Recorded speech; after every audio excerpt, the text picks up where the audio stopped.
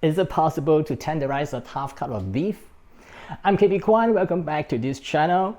And yesterday I made a beef curry and I have some leftover of my beef shank. You know, beef shank is quite tough, but today I'm thinking of making a beef stir fry. Is it possible to do that? I worked in a restaurant before and I do know a few methods to do that. So today I would like to put all these methods together and eager to see whether it's really working for me. If it works, that is going to be wonderful, as I am going to use that to make my beef stir fry with my green onions and ginger.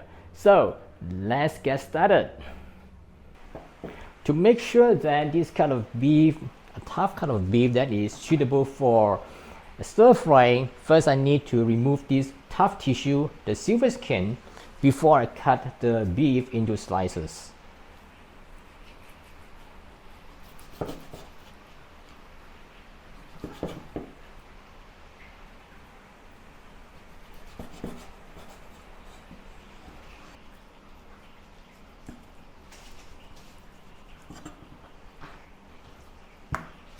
Now I've removed most of the tough tissue.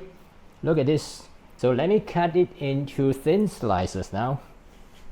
So when you cut beef, it's important to cut against the grain. So look at the grain is like that.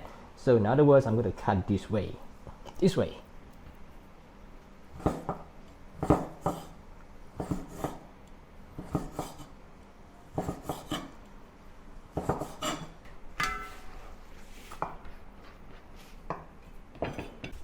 Now let's tenderize the beef by using baking soda.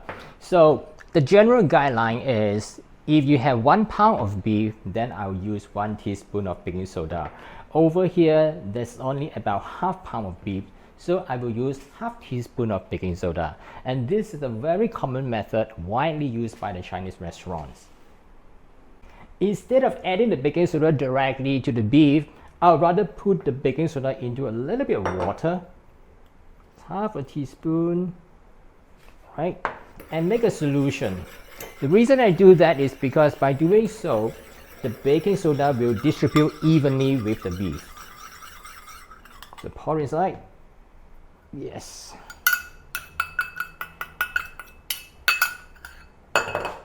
Now let me use my clean hand to rub in the baking soda into the beef and let the baking soda work for about 20 to 30 minutes. And after that, I have to do something that is very important. That is to wash away the baking soda.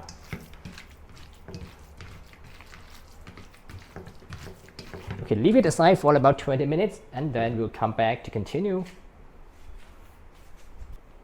So you may wonder why I want to wash it away. It is because baking soda is slightly alkaline and it does its job by breaking down the connective tissue and therefore make the beef to become tender. But there is a problem because of its inbuilt taste. It has a kind of a metallic taste on your tongue, and if you do not wash it away, you find this kind of funny taste in the beef. So that's a reason why after it works for about 20 minutes, has done its job, we have to wash the baking soda away so that to remove all those metallic tastes from the beef. First, put the beef into a container and add some water.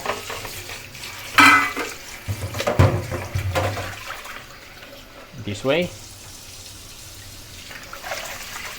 And then let it pass through a strainer.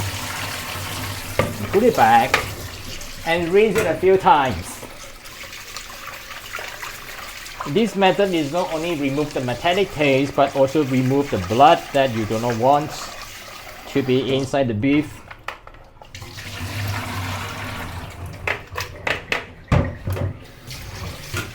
Okay, one last time. Now it's actually quite clean.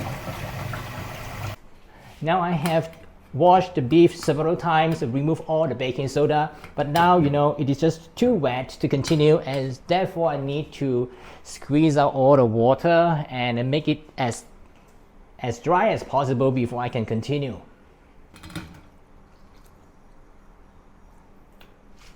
And then you can dry it on a piece of paper towel or cloth.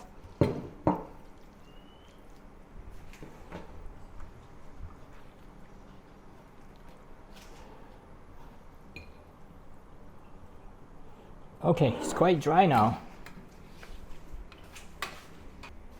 So why do you want to keep it so dry? It is because we are going to marinate the beef by using some liquids, some liquid seasonings. All these are liquid, and it's getting even wetter if I don't do that. Now it comes to the second part. Can we even make it even more tender? Yes, of course. What we can do is to add some liquid seasoning, that is soy sauce. Soy sauce is slightly acidic, and it helps to denature the protein and break the long chain of fiber into short chain. And that is the reason this is the second method to tenderize the meat. But besides I used a soy sauce, I also want to season it by using some other ingredients. So I have some sesame oil. This is salt and pepper. Just put it inside. I have already measured the quantity. Mix well and let it sit for a little while, at least 10 to 15 minutes. And let it work to shorten the long chain of fiber and also impart flavor into the beef. So if you do not want to use soy sauce, which is acidic, you can use the same principle by adding some vinegar, some lime juice, or lemon juice. Okay. So can we do something more to improve it? Yes, of course. What you can do is to add some egg white inside. So I'll just add a little bit of egg white to the beef. Half of it. Okay, should be enough, not too much. Now the egg white is the third magic to make it more tender, because the egg white seals the moisture inside and form a protective layer, and then protect the beef from the direct heat when we stir fry the beef.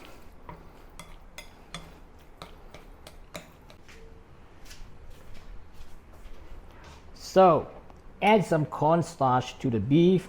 About 2 teaspoons will do, not too much of this amount. The cornstarch will work something like the egg white. It retains the moisture while it cooks, and it forms a silky texture. My hand is clean, so not to worry. I better do this way.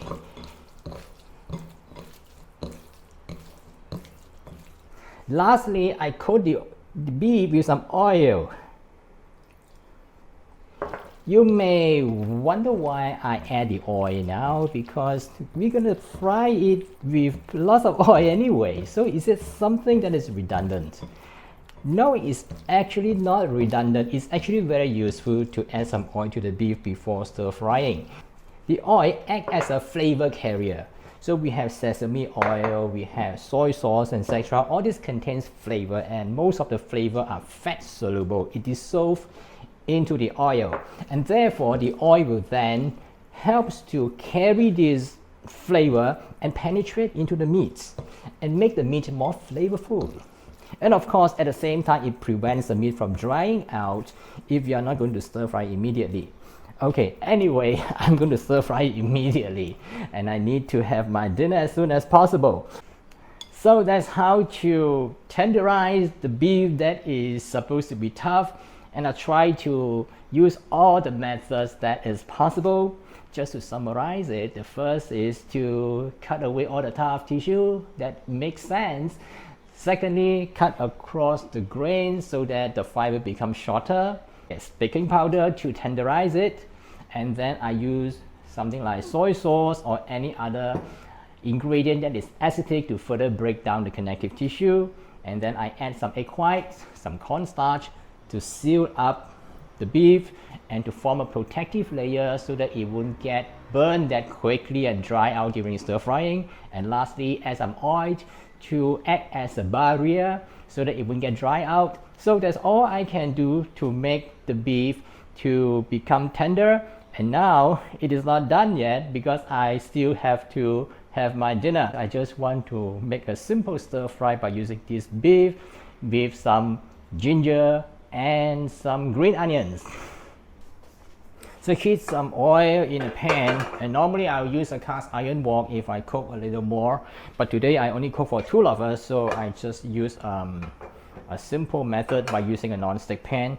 It's still it's good enough. The only thing is that I can't use very high heat, and there will be just slightly less wok aroma. So once it's heated, just add the beef inside.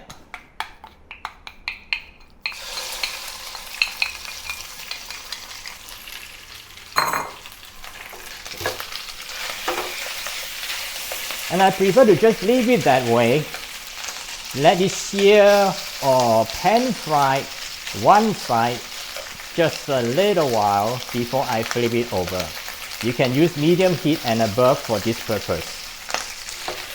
Just leave it that way for a little while. So when it started to change color, you can start to flip it over. Let's see. Yeah, it's nice.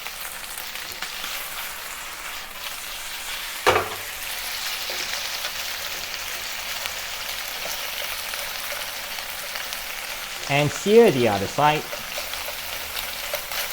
And I like to use a chopstick instead of a wok spatula because I do not want to damage the surface of my non-stick pan. You don't really have to cook it until 100%. 80% cooked should be okay.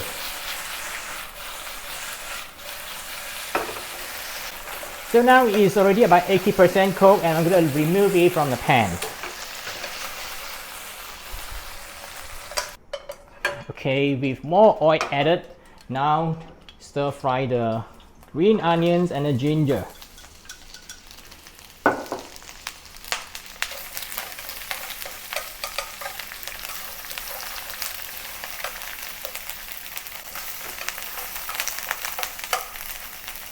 Just about a minute and will become very aromatic. When it becomes aromatic, you can just add just a little bit water inside, not too much. And then turn down the heat. Add the beef.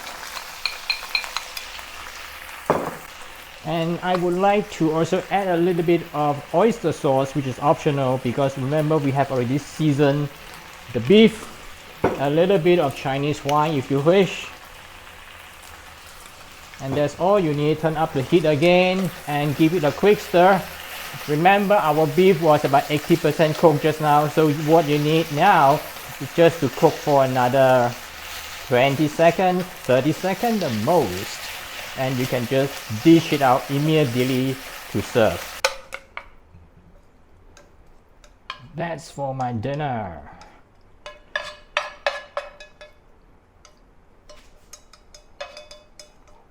Okay, nice. Now is the moment of truth, and I will see whether this tough beef, after all this process of tenderize it, whether it's how is it stacked up with the better quality beef. Does it taste like Wagyu beef?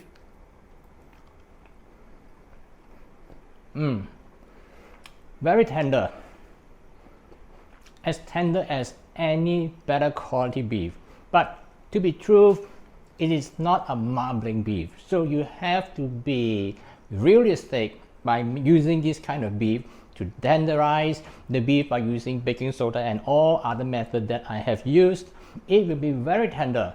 The only thing is that if you compare with the better quality beef, that is the marble flavor that is missing. But it's worth to do it because a cheap cut of beef is probably half the cost that you are going to pay for a much better quality. And if you are cooking it at home for daily, you really don't want that little bit of difference. Go for it. Please subscribe, tap the notification, and give me a thumbs up. My name is KP Kwan from Taste of Asian Food, and I'll see you again in some other similar video soon. Bye for now.